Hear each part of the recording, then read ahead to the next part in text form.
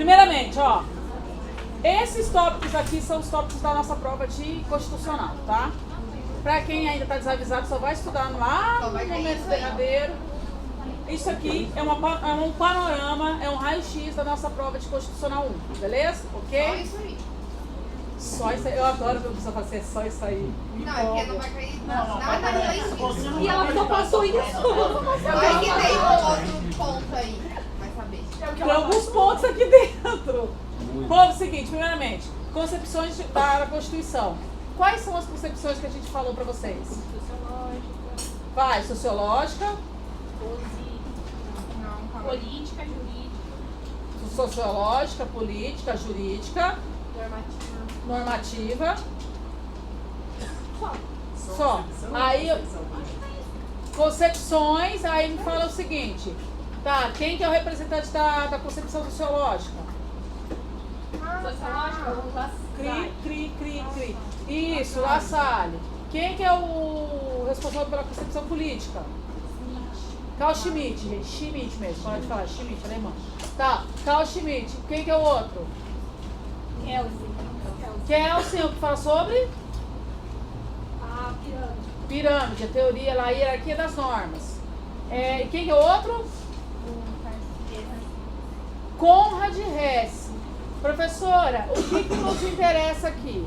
Você vai lá, se for o mesmo que eu dou na mão, você vai lá na questão número 4 daquele questionário que a gente fez em sala, que alguns de vocês não estão. Você vai pegar a questão número 4. Já localizaram o questionário? Tá todo mundo no questionário? Olha lá, galera, olha o questionário. Cadê o questionário? Olha, aqui pra mim tá assim. Posso ler? O questionário, para quem caiu de caminhão, tava aqui, professor. Tava assim, eu lembro. Tá lá no portal postado com as respostas. E abriu para ler? Olha lá, gente. Imprimiram. Ótimo. Bom, vai te ajudar. Diz o seguinte, ó. Hesse combateu o pensamento de La Salle ao defender que nem sempre os fatores reais do poder prevalecem sobre uma Constituição normativa, pois admitir o contrário seria limitar o direito constitucional à interpretação de fatos políticos com vistas a justificar a atuação dos poderes dominantes. De qual concepção teórica o texto acima se refere? Qual é correto, gente? Normativa. Explique informando se tal teoria é adotada no ordenamento jurídico. É adotada? Então, gente, resposta.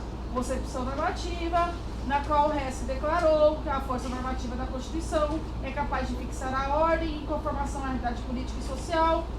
A Constituição normativa restringe o arbítrio desmedido de alguns e protege o Estado. Portanto, seus agentes, tanto o Executivo quanto os demais poderes, devem cumpri-la. Em letras garrafais, o Conrad Hesse adota a teoria da força normativa da Constituição, que diz respeito ao fato de que a Constituição ela tem juridicidade.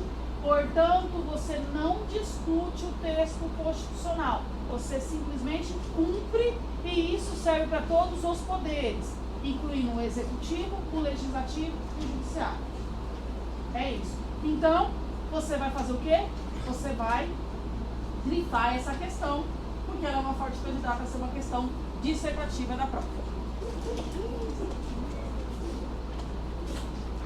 Ok?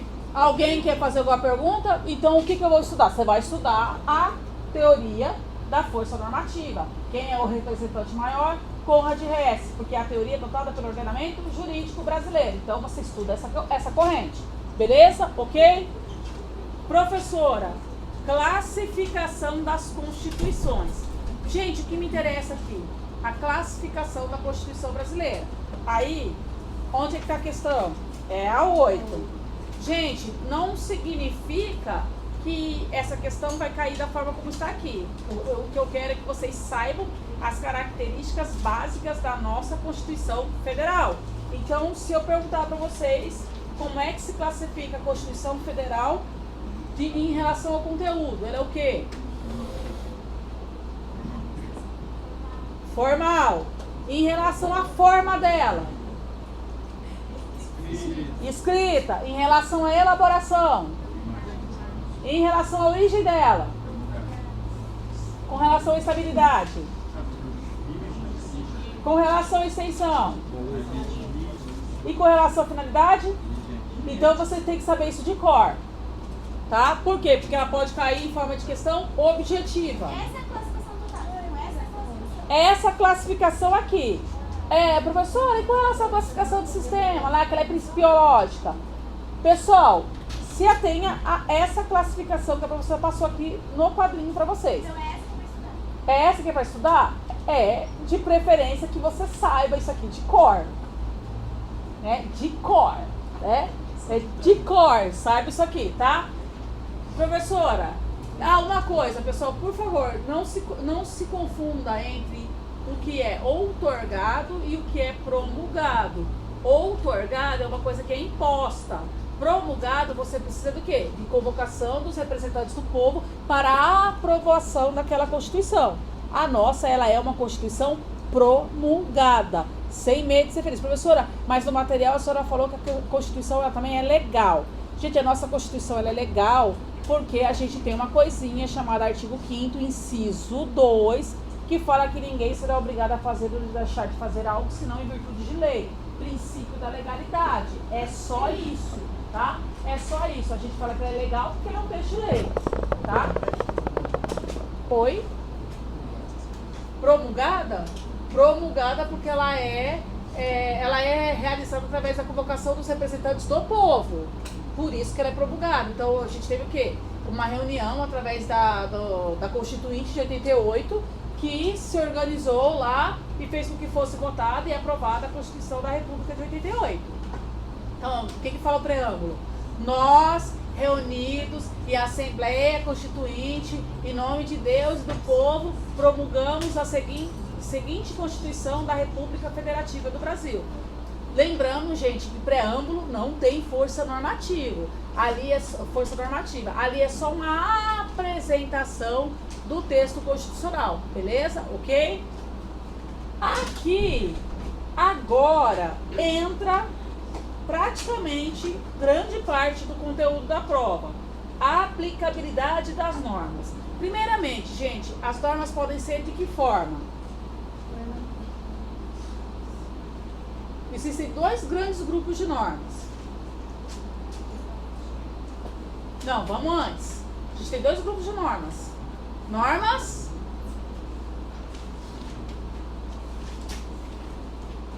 Eita, faz na cola, usa cola, abre lá o questionário da professora. Tá. Até eu achar, é ótimo. Gente, aplicabilidade das normas. A gente tem dois grupos de normas. As normas que são autoexecutáveis e as não autoexecutáveis. Dentro desse grupo de normas, a gente tem subgrupos, que são configurados por essas três categorias de normas aqui. Norma de eficácia plena, contida e limitada. O que me interessa, gente, são as características de cada uma delas. Tá? É isso que me interessa. Suponhamos que eu pergunte para vocês quais são as características da norma de eficácia plena. Quais são? Segundo A, acorda. Vai lá, pode falar, Maria. A primeira, auto-aplicável. Segunda, não restringível. O que mais? Isso mesmo, gente. Essas são as características que eu vou cobrar de vocês. Agora, se eu estivesse perguntando sobre o conceito da norma de eficácia plena, o que é uma norma de eficácia plena?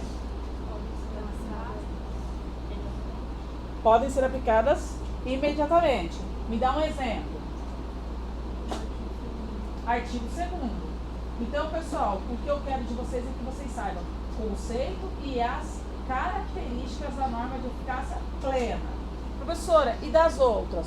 Das outras, basta que você saiba para mim o quê? As características. A norma de eficácia plena, ela é igual à limitada? Não. Por quê? Isso mesmo. É isso que eu quero, gente. Se sabe essa diferenciação, responde qualquer questão na prova. Beleza? Então vocês vão fazer o quê? Onde é que tem isso lá no questionário? Quem me situa?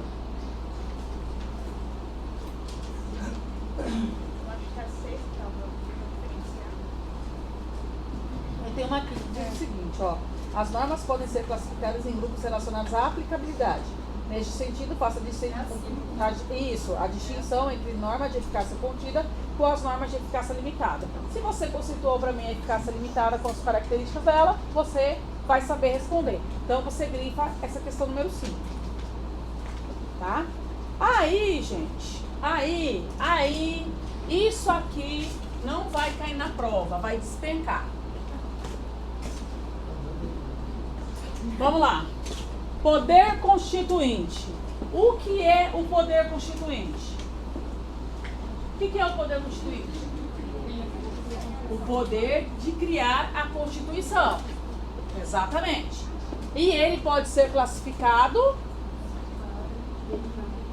A gente pode falar que o originário, ele além de poder de criar, né?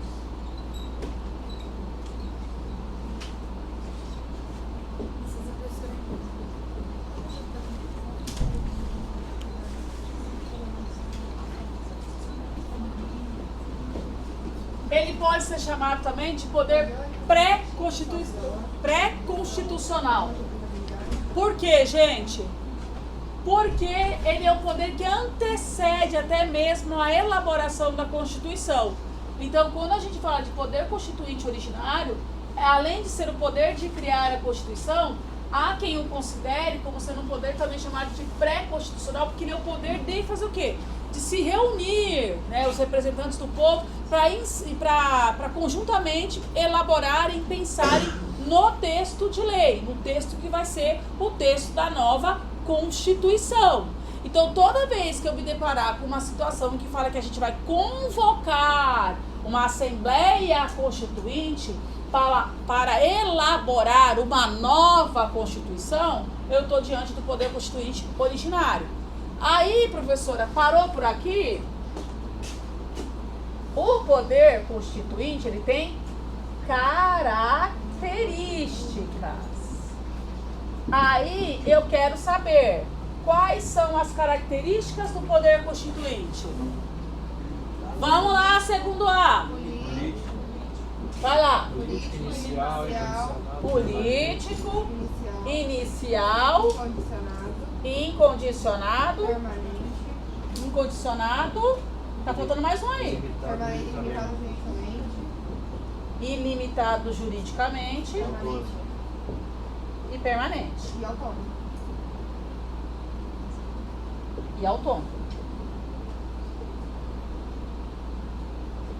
Ilimitado, gente, a gente tem que colocar juridicamente para não achar que é uma característica isolada, tá? Então a gente tem o quê? Ele é um poder político, inicial, incondicionado, ilimitado juridicamente, permanente e autônomo. Você tem que saber essas características aqui para mim de cor. Tem que saber definir uma por uma delas, tá? Exatamente isso. Onde é que está isso? Tem na questão número 1 do questionário. Questão número 1 do questionário. Poder constituinte originário, poder constituinte de primeiro grau genuíno, é o poder de criar uma nova Constituição. Apresenta 6 características que o distingue do poder constituinte derivado. Fale sobre cada uma das características do poder constituinte originário. Você vai grifar essa questão, porque ela vai estar na prova.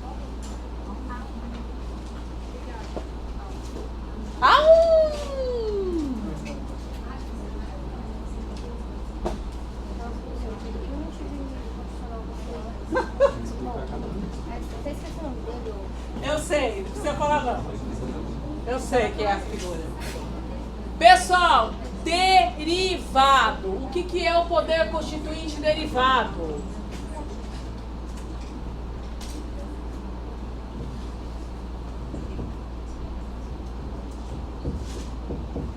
Exemplo, emendas. Emendas a quem? A Constituição. Gente, enquanto o poder constituinte originário é o poder que cria a Constituição, o derivado é o poder de modificar, de alterar o texto constitucional, tá? Exemplo disso aqui, emenda à Constituição. Se a professora tiver lá numa questão objetiva falando sobre a Constituição deverá ser alterada, está falando do poder constituinte o quê? Derivado.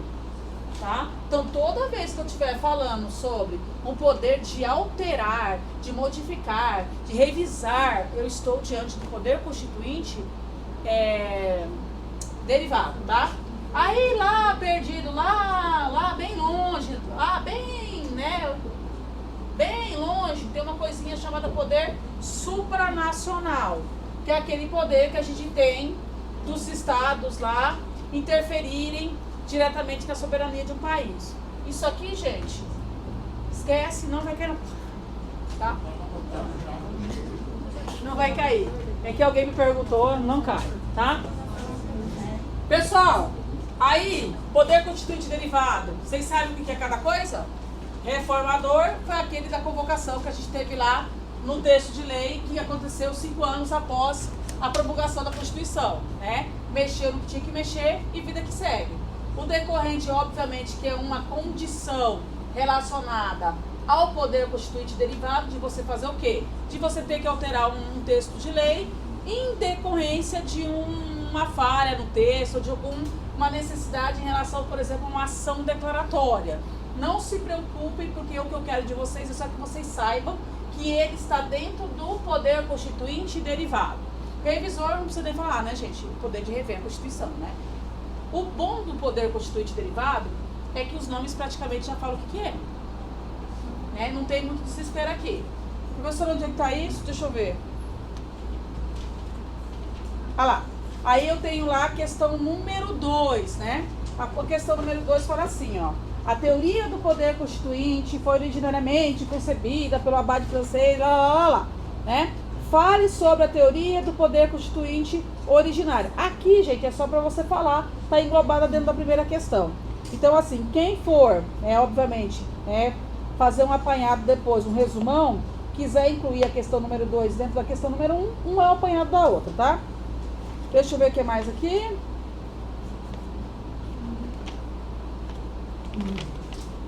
Bom, quantas questões vocês grifaram aí?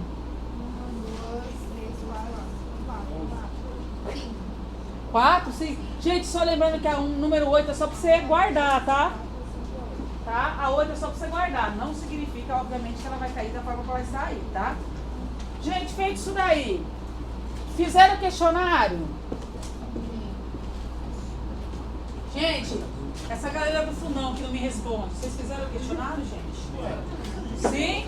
Todo mundo fez o questionário? Fez, ok? Tá, beleza. Não, quem não fez. Aí, gente, agora vamos a algumas considerações. Deixa eu ver. Tá o líder da sala. Quem que eu vice? Malu, isso. Então, vamos lá, gente. Agora, sem criar tumulto e desespero.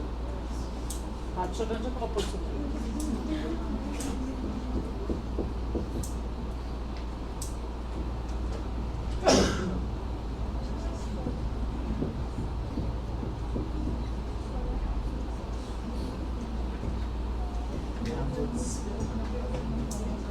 Vamos lá, gente. Seguinte, presta atenção aqui.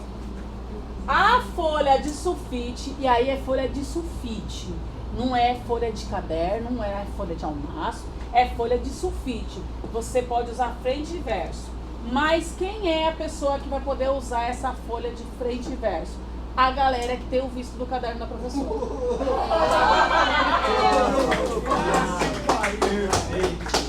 Tá? A galera que tem o visto no caderno vai poder usar uma colinha. Professor, e a galera que faltou vai usar o vadimeco. Tá? A galera que faltou vai usar o vadimeco. O vadimeco, gente, tem o que vocês precisam. Tá? Tem o que vocês precisam, ok? Gente, só que uma coisa, presta atenção. A folha de sulfite, ela é manuscrita, tá?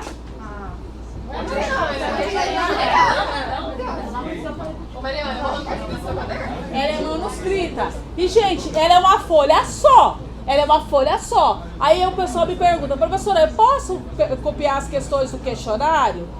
Você pode. Só tem que pensar se você quer copiar todo o questionário e perder alguns conceitos, enfim, né? Como você vai organizar a sua colinha, fica a seu critério. Tá? Oi.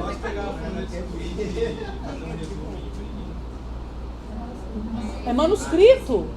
Oh, meu pai! É manuscrito essa folha. Gente, não é pra você pegar lá e fazer uma letra minúscula, né, bonitinha lá, toda digitada, e vir com a folhinha de sulfite. Não, gente, é pra você escrever lá, dar seu sangue, entendeu? E escrever lá, com uma gotinha de sangue, entendeu? É pra escrever manuscritamente, gente, tá? É pra escrever manuscrito, pelo amor de Deus, tá?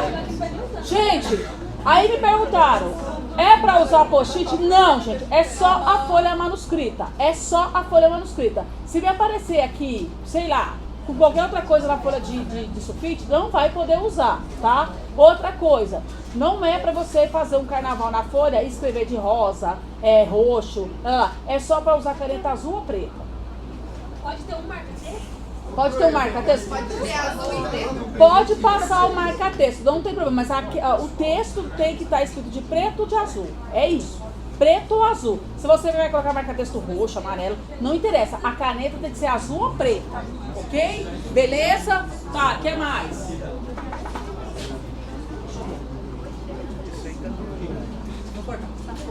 Tá? Pessoal, seguinte, outra coisa. O questionário, ele tá no portal. Então, assim, a galera que tem o visto do caderno, obviamente a professora sabe quem é, porque tem chamada, não deixa eu mentir. E o que vai acontecer, pessoal? Você pode, obviamente, você pode copiar uma, duas, três, todas as questões, tá? O que você vai fazer com a sua folha de sulfite fica a seu critério. Só que ela tem que ser uma folha manuscrita, tá? Não tem outra forma. Se você aparecer aqui com folha de caderno, com folha de almanac, com qualquer tipo de folha, não vai usar, tá? Tô falando isso, gente, porque sempre tem um desavisado que, sei lá, ele cai de balão, de paraquedas, não sei. E aí ele chega com uma folhinha de caderno amassada debaixo da jaqueta ali da Tailine e fala assim, ai, eu posso usar a folha de caderno? Não, criatura, você não pode usar a folha de caderno. Tá? Você não pode usar a folha de caderno. É só a folha de sulfite. No mais, pessoal, você vai poder usar o vadimeco, fique tranquilo. A única questão é que a galera que fez o questionário vai poder usar uma coisa a mais, tá? A prova você vai conseguir fazer tranquilamente com o vadimeco. Aí se você não achar as coisas do vadimeco, aí você sai daqui e vai direto lá na psicóloga, não conversar, porque tá tudo lá no texto da Constituição. Não tem como você pegar e não acertar esse trem. No céu, tá? Não podemos usar o vai. Não tem, tá, gente? A prova tá tão fácil que dá pra fazer sem nada. Tá? Dá pra fazer sem nada. Eu faço meu filho. 17.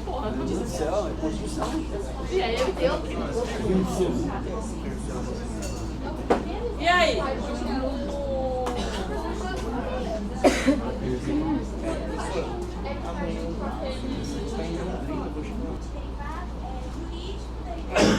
Limitado ao subordinado e condicionado.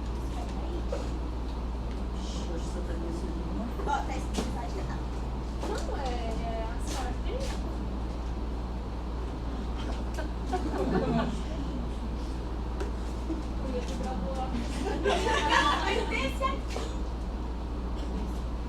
O derivado? Ele é o contrário disso aqui, criatura. Então, criatura, ele é o contrário disso aqui. Eu tô falando pra você focar nisso aqui. Se você quiser desfocar e focar nisso aqui, fica a teu critério. O professor só tá falando pra você focar nas características do poder constituinte originário. Não, era só pra saber se precisava estudar. Mas se você quiser estudar, não quer demais. Só o que for necessário. Aí troca uma palavrinha, a pessoa fala, não tava na candidatura, tava na revisão. É, gente, tem que ficar esperto, tem que ficar ligeiro, tá? O que mais? E aí? Professor, então é só mudar as características do meu papel. Exatamente, gente. Por exemplo, a gente tem o quê? Poder constituinte derivado, ele é o quê? Ele não é o poder inicial. Ele não é o poder inicial. Fala aí, eu esqueci o nome dela, Beatriz? Beatriz, vai. Lê pra galera, já que você se empolgou. Não, lê, vai. Jurídico é regulado pela Constituição, estando, portanto, previsto no ordenamento jurídico vigente. Então vamos lá, vamos por partes, tá? Poder constituinte derivado, ele não é político, ele é jurídico. Porque, gente, emenda constitucional depende do quê? Depende de votação lá nas casas legislativas, depende de um processo legislativo diferenciado. Então ele é um poder jurídico. Aí segue, vai. Derivado é fruto do poder constituinte. Gente, inicial é o contrário de derivado, né? Inicial é aquele poder que inaugura alguma coisa. Derivado é um poder que deriva de algo, tá?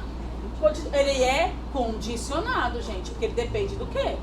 Ele depende do poder constituinte originário. E aí, ele é ilimitado? Não, ele é limitado. E aí vai, amiga, ele é permanente? Nem sabe onde está. Limitado ou subordinado, depois é condicionado, a forma de seu exercício determinada pela Constituição. Então, gente, ele não é permanente, ele não é um poder subordinado, ele não é autônomo. Então, vocês percebem que são características diferentes. Então, assim, se você sabe constituir, ou melhor dizendo, se você sabe classificar e definir o que é poder constituinte originário, consequentemente é só você dar uma usada na cabeça e falar, o poder constituinte derivado, ele vai fazer o quê? Ele vai ser uma derivação do poder constituinte originário, que ele é o poder de modificar a Constituição. Exemplo, emendas constitucionais. Respondeu a questão.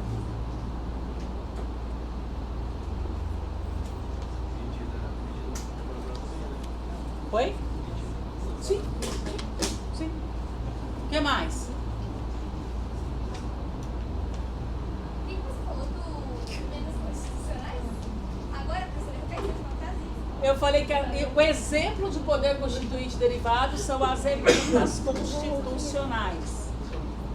Pessoal, artigos para vocês lerem, artigos da Constituição. A galera aí do desespero que só vai ter o vadimeco para contar. Você vai grifar o artigo 1º, você vai grifar o artigo 2º, você vai grifar o caput do artigo 5º,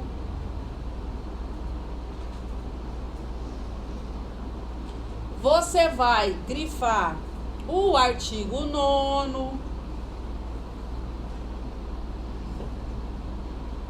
e você vai grifar só para desencargo de consciência o artigo 37.